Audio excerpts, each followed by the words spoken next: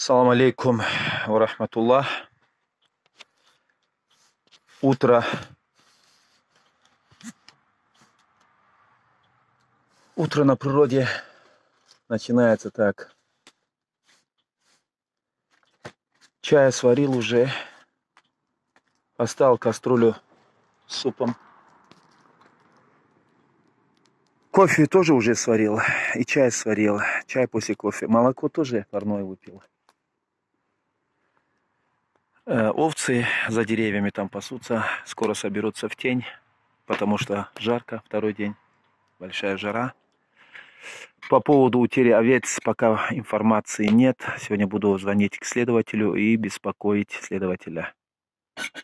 Спрашивать, на какой стадии следствия, которое они якобы запустили. Вот такая реальность. Это веник в углу.